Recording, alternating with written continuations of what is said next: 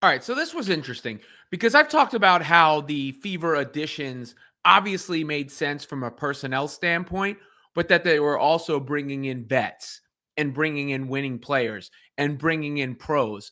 And I knew that was on purpose. Don't get me wrong. I didn't think that was a coincidence. I knew that was the front office's purpose. But hearing Kelly Krauskopf talk about it and what was asked of her by her own players, I felt was interesting because it gives you a good insight into how the Fever are wired and what that team is about. And those are elements that each player that we have handpicked to be a part of this roster have that.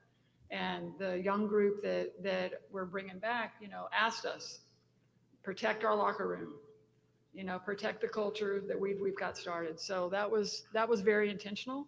And so, Natasha, knowing her when she was a young player, and then watching how, when you go to other teams and you help other teams win championships, that's really something special. And I think, everywhere she's gone, she's won. She's a winner. Natasha Howard is a winner. And to have her here, not only as a winner, but as a winning person too, and in our locker room. So those were the kinds of discussions when we talk about players. So, it makes it very clear, very blunt there was Krauskopf, but also that it came from within.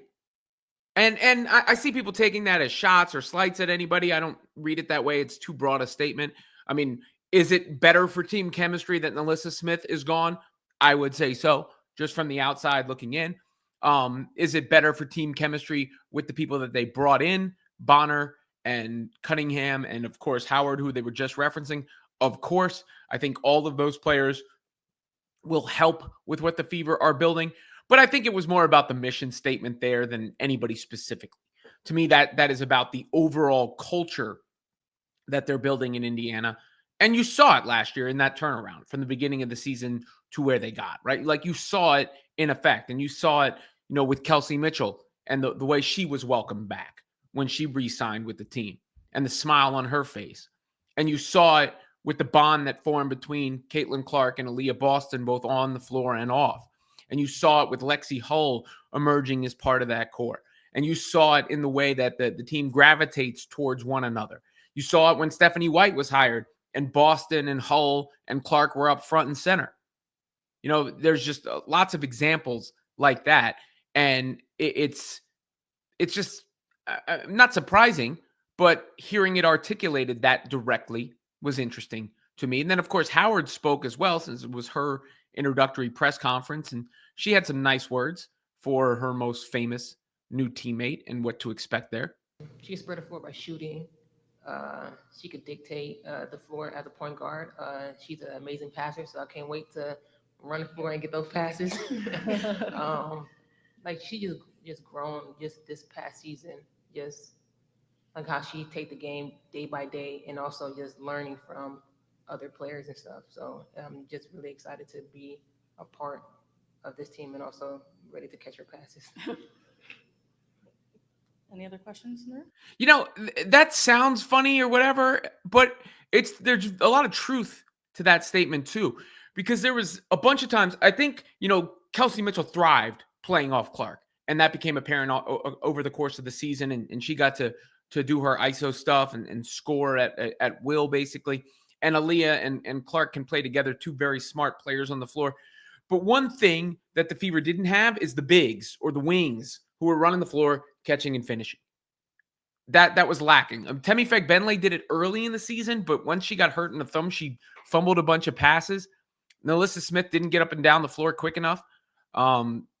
Obviously, that's not Dantas's game. And there was those compilations of passes being fumbled and the like. Part of that was getting used to Clark and the kind of passes she would make. And part of that's personnel. So now they bring in personnel who can do that. I mean, not only do you have, and I've made this point, but Hull and Cunningham, we're going to spot up. Kelsey over there, Cook, Aaliyah, pick and roll, pick and pop, dump it down.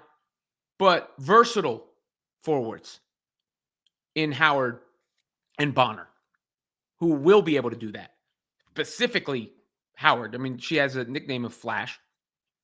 She, averaged over 17 points a game last year in what was considered a down year for that team, obviously, in her as a result. She's been thriving overseas. So I think, what's the best of what's left of her is about to be unlocked. And she's going to bring that winning attitude, and she's going to bring just the skill set that the team really needs. I mean, I wonder if offensively she might be a bigger add than on the defensive side, to be honest, at this phase of her career. But then, you bring Bonner in too, who we saw defensively go against Clark in that Connecticut Sun series. That was a big talking point after that game, the chess move by Stephanie White in putting DeWanna Bonner on Caitlin Clark. But, again, it's a testament to Clark's gravity as both a player and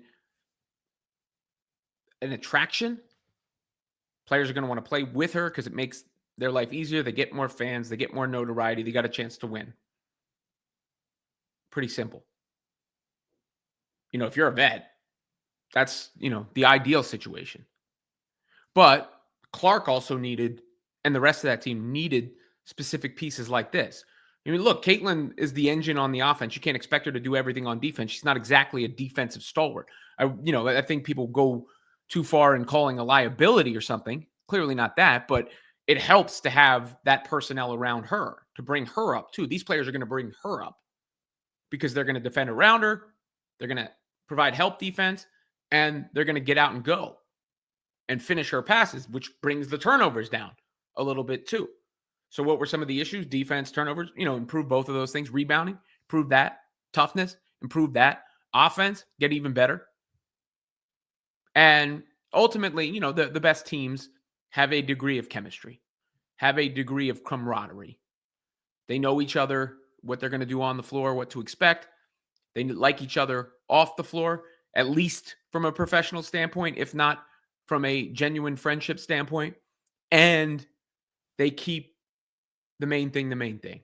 They don't let the noise get in the locker room, and they don't let anything leave the locker room either.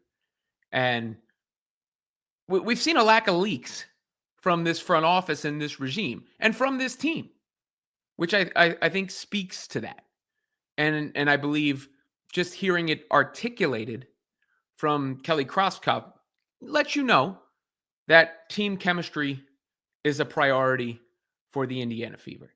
You need the talent, but the talent needs to have the appropriate balance as well.